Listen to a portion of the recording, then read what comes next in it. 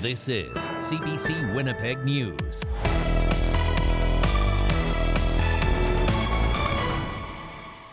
Good evening. Thank you for joining us. A new lawsuit says the Manitoba government was warned consistently that it was failing First Nations children, but it failed to act. The CBC's Ian Fraze has more details on what could be a turning point in the lives of thousands of children in this province.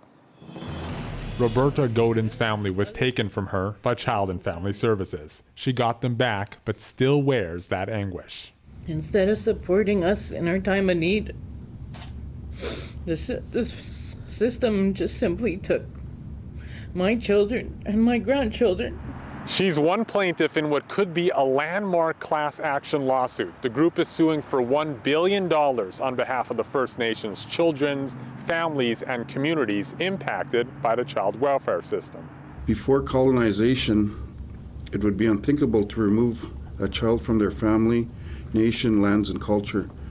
The lawsuit is necessary to hold governments accountable for the harm they have caused for decades. Amber LaPlante experienced it personally. So did her daughter. Because I was in care, I was denied a chance to parent my daughter and form a meaningful bond and connection with her. I'm bringing this claim because First Nations youth who are vulnerable like I was need support that this system can never provide. The Assembly of Manitoba Chiefs and several other plaintiffs are behind the lawsuit. In addition to compensation, they're calling for better resources for First Nations children and an end to the discrimination that has led to so many child apprehensions. One advocate says the harms of the child welfare system are far-reaching. And when you think about the extraordinary numbers of 11,000 children in care, with the vast majority being First Nations, well, you attach the parents to that. And then you attach the grandparents and the aunties and uncles. It's felt by thousands of our people. Families Minister Rochelle Squires says she cannot speak about the legal matter, but says the provincial government is working on improving a child welfare system that needs reform. This lawsuit is aimed at First Nations children living off reserve from 1992 until the present day, who were placed into foster care. These children are not represented in a recent federal agreement for on-reserve children who were seized from their homes. Ottawa has promised them $20 billion in compensation. Ian Fraze, CBC News, Winnipeg. The crisis facing Hockey Canada over its handling of sexual misconduct allegations deepened today. Earlier this week, Hockey Quebec said it would no longer pay fees to the organization. And today, Hockey Nova Scotia followed suit. Major sponsors are also distancing themselves. CBC's Austin Gravis shows us some of the local fallout. Tonight, Hockey Manitoba is calling for a change in leadership at Hockey Canada. The local member of the national governing body says it wants changes with senior staff and the board of directors. The same organization cannot come back. I don't think we want these people and this organization. University of Winnipeg sports scientist Sandra Kirby says a new national governing body needs to be created. What I'm afraid of is they're tone deaf to this issue. They've shown several times that they're not able to. They don't get what the issue is around sexual assault and about protecting victims and about changing the culture. Hockey Canada is trying to navigate a national scandal. It is accused of mishandling allegations of multiple gang rapes by players and comes on the heels of another scandal from May. That month, TSN revealed the organization paid a settlement to a woman who alleges she was sexually assaulted by 8 players, including members of Canada's 2018 World Junior team. He's brought to you in part by Tim Hortons. This week, Tim Hortons, Canadian Tire, and Sobeys ended their sponsorships with Hockey Canada. And today, Skip the Dishes said it too would be ending its partnership with Hockey Canada. Skip was the official food delivery app for the embattled organization. It now says it's deeply troubled by the allegations. Hockey Manitoba's position tonight is a flip-flop from August. That month, it defended the national body on CBC Radio. They put together a very strong action plan. They have the right people that are leading this organization that have a great deal of experience. I'm certainly comfortable with the direction that they're going in right now. Kirby says Canadians should expect to see more allegations of abuse in the sport surface. She says she's personally aware of unreported cases. They've been kept under the covers for so long, and there are so many hurt people around. Hockey Manitoba declined a request for an interview and says it won't be offering any more statements as it navigates this unprecedented period. Austin Grabish, CBC News, Winnipeg. CBC's Austin Grabish reports there. David Cochran will bring us more on the Hockey Canada story a little bit later in the program. First tonight, though, the City of Winnipeg's largest union says it will go on strike at midnight Wednesday if the city does not offer what it calls an acceptable deal. CBC's Cameron McLean has the latest on negotiations. Winnipeg's municipal workers could go on strike for the first time since 1919. At a news conference today, their union president said they want to avoid a strike. I think that nobody really realizes the extent of the magnitude of us going on strike, and I think that's going to have a significant impact. Once again, why I think it's so important that the city put a stop to this. The ball's in their court. The strike could affect a wide range of city services. Possible disruptions could include 311, recreation services, the Brady landfill, water and waste, and traffic services. The union says it's trying to negotiate an agreement to keep some essential services running.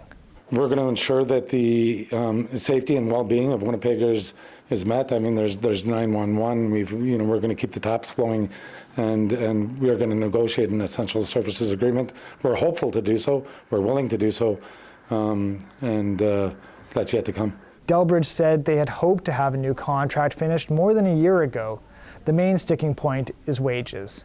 Previously, the city offered percentage increases of 1.5, 1.5, and 1.75 over 4 years. The union rejected that offer. We're being fair, we're being reasonable with our ask. We're willing to take a reduction in our standard of living. We understand that the employer has economic challenges as well, but so do we as working class families, and we'll share that burden with you. The city released a statement today saying it made a new wage offer above what it made in July. It also said it proposed an essential services agreement, but CUPE hasn't agreed to it yet. Services that are contracted out, like garbage collection, police, and firefighters, would not be affected by a strike. The union is calling on members of the Executive Policy Committee to intervene. CBC requested interviews with all EPC members, as well as Mayor Brian Bowman. They were either not available, declined to comment, or did not respond. Cameron McLean, CBC News, Winnipeg.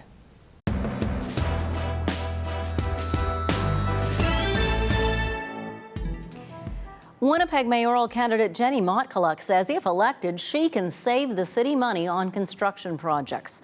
Mottkaluk says if she is elected mayor later this month, she would award contracts based on qualifications rather than on simply selecting the lowest bidder. City Hall uses outdated and antiquated procurement practices, and Winnipeggers have paid the price. Mottkaluk also promised not to raise property taxes. She says the city can replace revenue from increases by encouraging more industrial development. Meantime, mayoral candidate Rana Bakari is promising billions of dollars worth of transit improvements and fare cuts.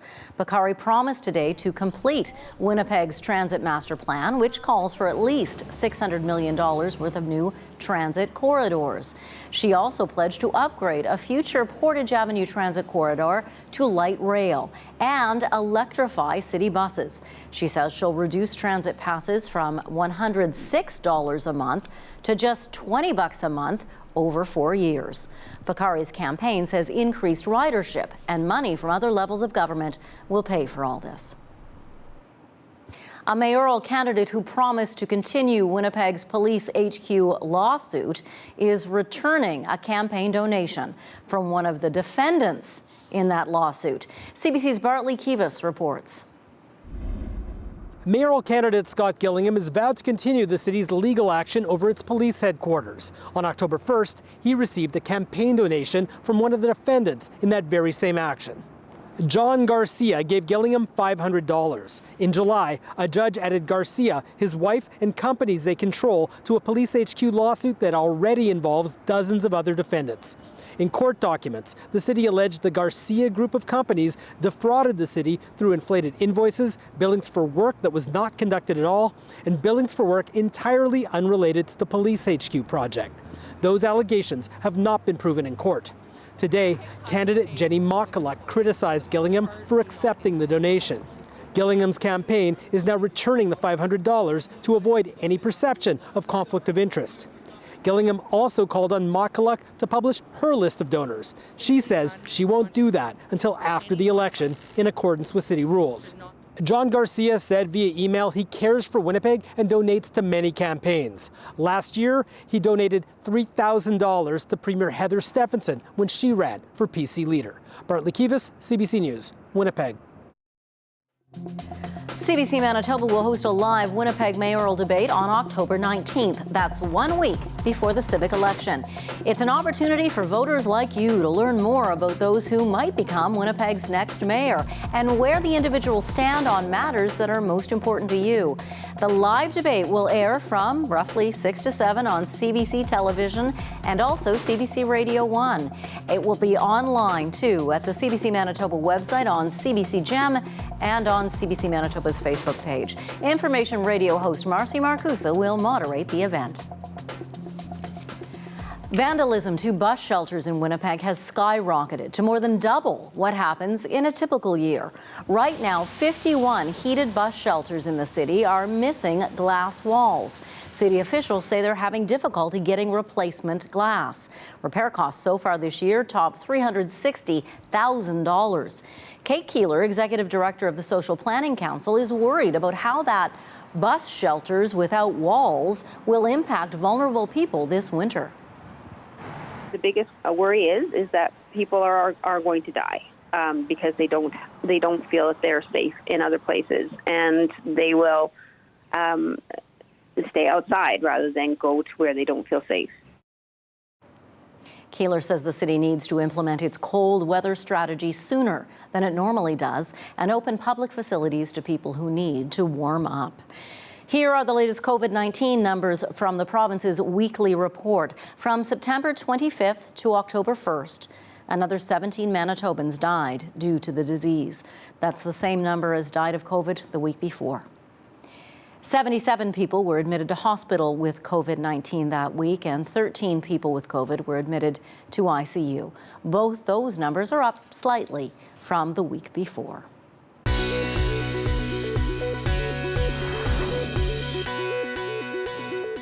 If you use a Visa card or a MasterCard, you may want to take a good look at your receipts. Starting today, business owners can pass on some credit card surcharges to consumers. Anissa Derry explains the change and what it could mean for you.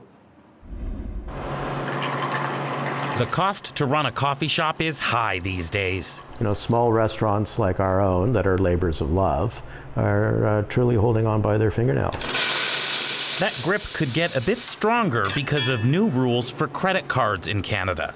Businesses can now charge people using Visa or MasterCard about 2% extra on top of their bill. We're really at a point of razor-thin margins, and 2% could matter, you know.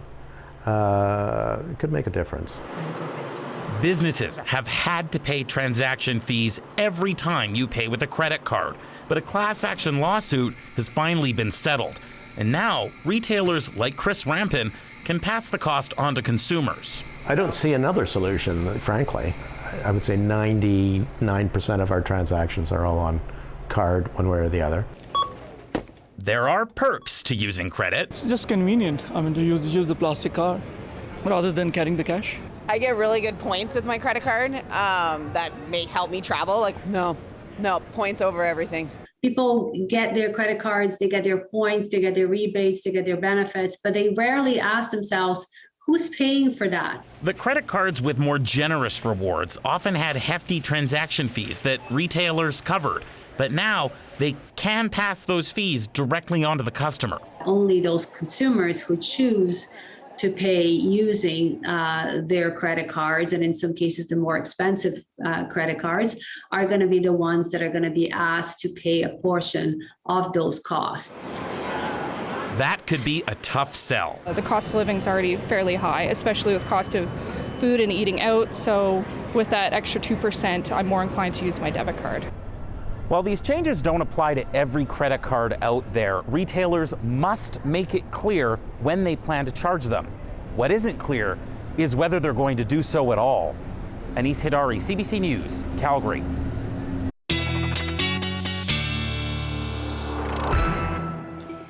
Meteorologist John Sauder joins us now on the day when Winnipeggers saw their first snow of the winter. Yeah, it was kind of spotty. I didn't see it at my house, but very close to my house, we did see a little bit of snow, and I call it a skiff. Do you know what a skiff? Just a wee little bit. It's a wee little bit. It's less than probably less than half a centimeter, but enough to notice. Let's start with a photo, and this is from my friend Pat McCarthy. So south end of the city, October 6th, 22, snow. He wasn't very happy about it when he tweeted this earlier today, and you can follow him at WeatherDog. That's WXDOG. 3 degrees right now. Temperature really struggling today. We never got past about 4.5 degrees in the Winnipeg area, although my car thermometer was saying 6 on the way in, so I think the temperatures were not a very uniform thing today, kind of up and down all over the place. Northeast winds at 13, so this was the coolest day of the week. And last night I showed you this. It was a very, temperature drop that was very drastic as we were heading into the nighttime. Tonight, it's not that drastic. It's kind of just a slow decline into the minuses as we get into the morning hours. And part of what's helping that is the clear sky that's with us tonight. So you can see that around the Red River Valley now. A little bit of cloud out to the west of us, but very clear farther west, thanks to high pressure in the area right over Saskatchewan. And that's why we're in a northerly flow, clockwise circulation around that high. And as that high moves to the south of us, we're in more of a westerly wind or a southwesterly wind for Friday. And lots of sunshine through Friday, a lot warmer. Still not seasonal. Today was about 10 degrees cooler than what is considered seasonally normal. But tomorrow we're going to be looking at 10 degrees for a high. A little bit of cloud up on the eastern side of the province, and then across to the north on Saturday. I'm calling Saturday a sun-cloud mix for southern Manitoba, and a little bit more cloud out to the east of the Red River Valley, northern Manitoba, northwestern Ontario, but lots of sunshine through the Brandon and Dauphin regions. And then overnight, Saturday into Sunday. So this is Sunday morning around 2:30. We get another little circulation here. You can see the counterclockwise motion. That's a quick low that's going to spread a couple of showers through the southeast. If you're sleeping, you won't even notice it. It'll be sunny again by Sunday morning, and Sunday is a little bit cooler. Upper level flow. Obviously, coldest day this week. We are deep in the throes of this upper trough. The upper ridge, the warm air, is in western Alberta and BC right now. What happens over the next few days is we see that ridge really starting to move back over the eastern prairies. So the warmer air is with us on Thanksgiving Monday. And I'll show you a little bit later what those temperatures will look like on Monday. And then as we get into the end of Tuesday and really Wednesday, Thursday next week, we're looking at another upper trough that will cool us off once again. -4 is the call tonight. There's no frost advisory. There wouldn't be this late in the fall. Frost is kind of expected, especially with temperatures like this, but you want to cover anything outside that you still want to save. -2 in the morning, fairly light winds out of the west, and then southwest 25 to 30 and 10 degrees for a high on your Friday afternoon. Saturday, nice recovery, 15. Bomber game on Saturday evening.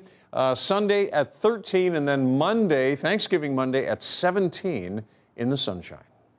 Weather update is brought to you by Home Equip, your trusted local source for Pride Mobility scooters. From sales to rental and repair, our team is here to serve you. The art of Robert Houle has come back home. Houle is considered one of Canada's leading contemporary artists, and he just happens to be a Winnipegger who spent his youngest years in Sandy Bay First Nation.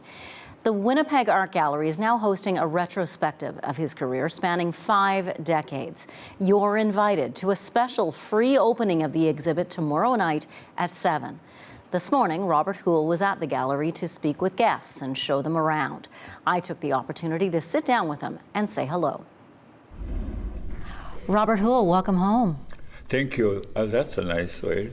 Thank you very much. I appreciate that. What does it mean for you to have this exhibit here in the Winnipeg Art Gallery? Honored and feel privileged, but also reassuring. What I mean by that is, from the beginning, this gallery has supported me. I'll start off with that one. I'm overwhelmed in the sense that my family has identified with this gallery as well. They're not art people, etc., but they're all going to be showing up. Half of my reserve is going to be here. And I come from a very large family, and you will see them. They're very supportive of my work, and that's very important. This exhibit has works that span 51 years of your career, because there's a painting here that you created during COVID. That's a thunderbird transforming. See the claw of the eagle, of the thunderbird, and you see a hand underneath, a human hand. Yeah. You becoming a thunderbird. That's my name. A Blue Thunder. That's my spirit name. That's my real name. I come from Sandy Bay. I still speak my language. I didn't lose it. In residential school Friday, we were allowed to go home at 4 o'clock. So my sister Vivian and my late sister Catherine, both of them are now deceased. We would run home about a mile away from the residential school. We would sing, we would laugh all the way home, because we had not been allowed to speak our language. We sing.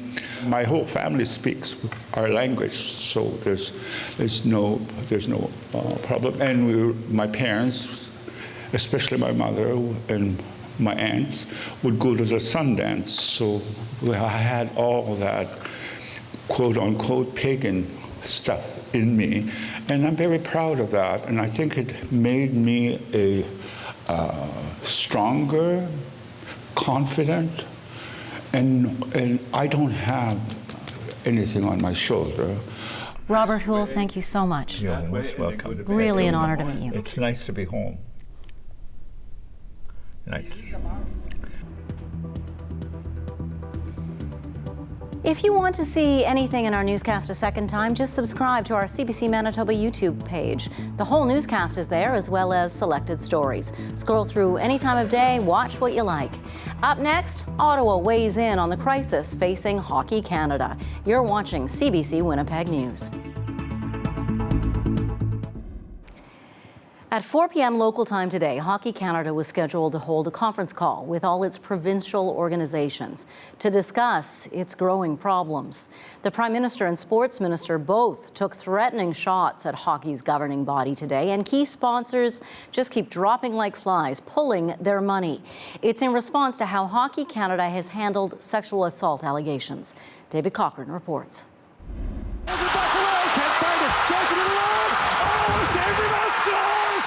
From the heights of national pride, Hockey Canada has plummeted to the depths of national scandal.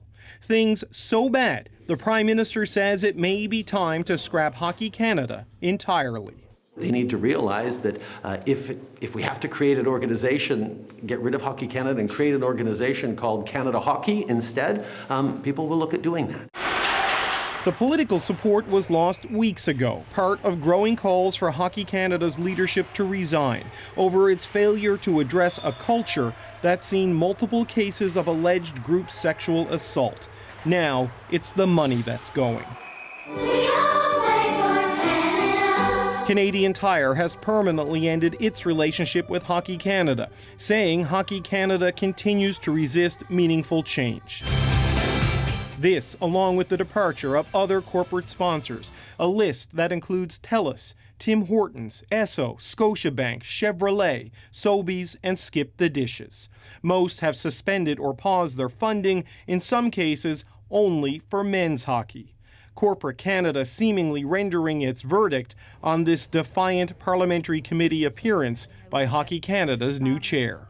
Our board, frankly, does not share the view that senior leadership should be replaced on the basis of what we consider to be substantial misinformation and unduly cynical attacks. They no longer have support of their sponsors, of Canadian families that are sending their kids to play hockey, and they're also losing support from their own members. So I hope that they understand the message and leave before they burn it to the ground. All of this comes as provincial hockey associations are reviewing their ties or withholding fees from Hockey Canada, that brand now so toxic that organizations and companies are rejecting a national icon. David Cochran, CBC News, Ottawa. The sentencing hearing for Jacob Hogard has begun. Earlier this year, former frontman of the rock group Headley was convicted of sexual assault causing bodily harm. Today, the woman who was assaulted spoke about the impact on her life. Eli Glasner reports. It's been nearly 6 years since a woman from Ottawa in her early 20s went to a hotel room in Toronto to meet Jacob Hogard.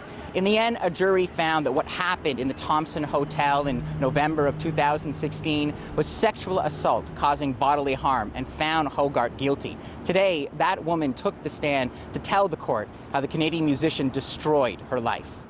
They'd first met at a concert in Ottawa, then arranged to meet at the Thompson Hotel. Before, she told the court she was a confident 23-year-old. Afterwards, she says she was never the same, telling the court the assault took away her worth, her privacy, and her body. Over a month-long trial, she and another music fan who accused Hogard of sexual assault took the stand. Hogard was eventually acquitted of sexually assaulting the other younger fan and found guilty of assaulting the Ottawa woman. In her victim impact statement today, the Ottawa woman said the trial re-victimized her, forcing her to recount the most traumatic moment of her life, confronting her with the voice of the man who assaulted her. After the assault, she told the court she struggled with depression and anxiety, recoiled from her friends and family, and lost out on job opportunities. While the victim said the justice system doesn't support survivors, she did thank the Crown and detective. She ended her victim impact statement with words directed to Hogard, words she says Hogard said to her in that hotel. "Don't worry, it will be over soon." But just as the case and jury deliberations dragged on, so is the sentencing, with multiple days still planned. The maximum penalty for sexual assault causing bodily harm is 14 years. The Crown is asking for 6 to 7. When the hearing does continue, 52 character reference letters on behalf of Hogard will be entered. After that, Justice Gillian Roberts says Jacob Hogard will be given an opportunity to speak. In the meantime, the Ottawa victim has initiated a $2.8 million lawsuit against Hogard, saying her life was forever changed and should require counseling indefinitely. Eli Glasner, CBC News, Toronto.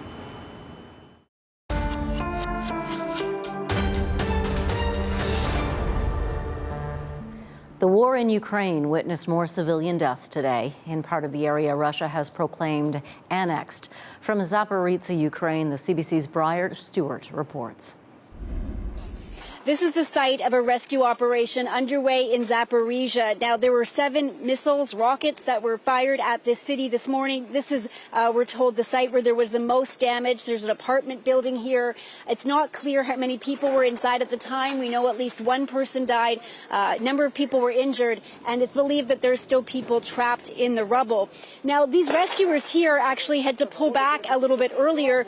We were here, and the police were telling everybody to take cover behind another building because there were air raid sirens and reports of more explosions. In the morning, there were rocket explosions at other infrastructure in the Zaporizhzhia area. We're told that they were factories, but this is the site where a lot of people are concentrating on now. And just in terms of the geography where I am, it's in an area obviously controlled by Ukraine, but not far south from here, you have territory that's controlled by Russia. In fact, territory that Russia has annexed and laid claim to. And what we're told by some of the officers on the ground here is that when rockets and missiles are being launched, they're being launched from quite close proximity. So in terms of the alerts and the air raid sirens, they're not often given a warning in time. Stewart, CBC News, Zaporizhzhia.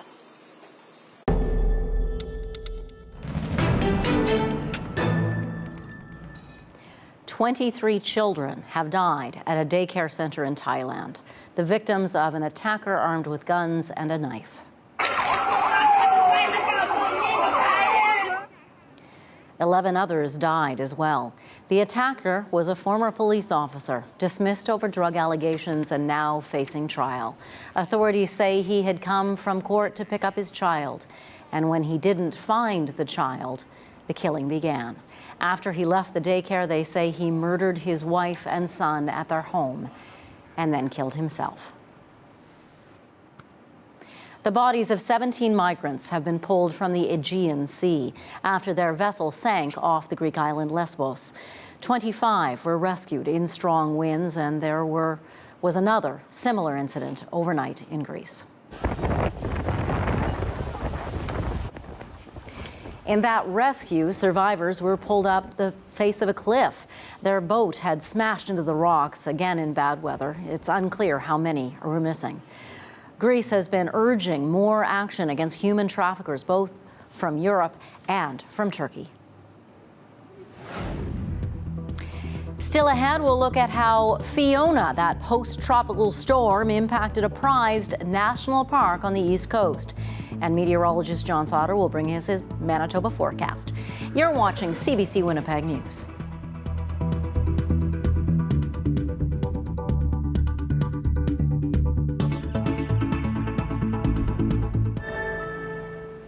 Two weeks after the storm called Fiona, Atlantic Canada's battle to restore power is still being waged. In Nova Scotia, the number dipped below 4,000 homes without power today, but a large number of single-user outages is slowing the work.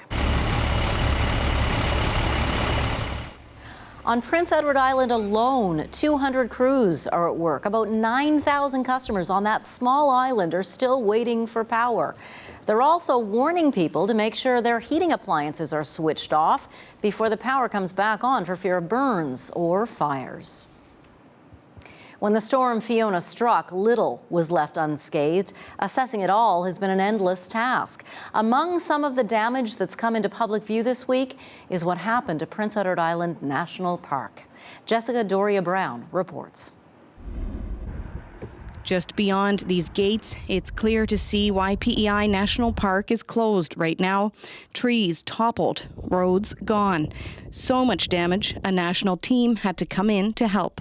So our team is 15 people, and it combines experts in logistics, incident management, planning, geomatics, and communications. Officials with Parks Canada expect the initial assessment and cleanup work to take months, and it's clear why.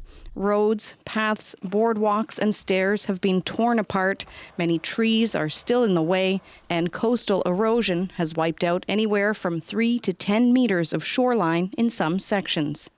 To help people understand just how much damage there is, Parks Canada has added this feature to its PEI National Park website, before and after photos of some of the worst areas.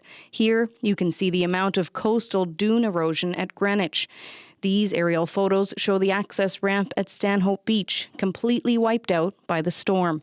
And here, substantial damage to the dunes in East Brackley, which once surrounded the access ramp to that beach. The impact has been very stark and it's very obvious, and I think everyone's a little bit sad about what has been lost, but also pretty determined to recover from this and to move forward. Moving forward will take a significant amount of time, not just on ecosystems, but park infrastructure too. This campsite, once surrounded by tall trees, now feels open and empty. Trees from that area are now stacked here, and some of them will be used in the months to come in an effort to try and rebuild some of the sand dunes. It's not yet clear when the park will be able to reopen, but officials say expect that to happen gradually, with some areas that will need to remain closed to the public longer than others. Jessica Doria Brown, CBC News, PEI National Park. Turning to Nova Scotia, where the Cape Breton region was hit hard, residents and businesses there are trying to assess the cost. One local Christmas tree farm says storm damage on the property is taking a toll, heading into his busiest time of the year. Matthew Moore has more on the story. Green Hills Farm sits about 20 minutes outside of Sydney. The massive Christmas tree farm sold about 4,000 trees last year alone. Usually during this time of year, workers are busy trimming and shaping the trees to get them ready for the holiday season. But instead, they're having to remove down trees blocking the property. So typically we open at the end of October. We definitely won't be opening then this year. We obviously have to get some rebuilding on greenhouses, and right now the time that we're usually spending now shearing and getting everything ready, we're spending that on different things to try to get everything safe and whatnot again. So we haven't determined when we're going to open just yet. We're still going through. We're ordering supplies, trying to book electricians. While not many Christmas trees suffered damage here, the greenhouse where wreaths are made was battered. Insurance does not cover the damage done to these types of structures. Meanwhile, Jenna Lee and her husband have been busy clearing paths through the several acres they own.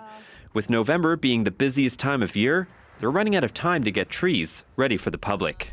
It's definitely a concern because we only have, we're a small family-run business. We only have so much time and we only have so many people to be able to help everybody. So it's definitely going to be a condensed, busy season. She says they're looking into what government supports they can apply for. They already have new wrap to put onto their greenhouse, but are waiting for an electrician to safely rewire the building. She knows this business was lucky compared to many others, but she says the timing of Fiona couldn't have been worse heading into the holiday season. Matthew Moore, CBC News, Albert Bridge.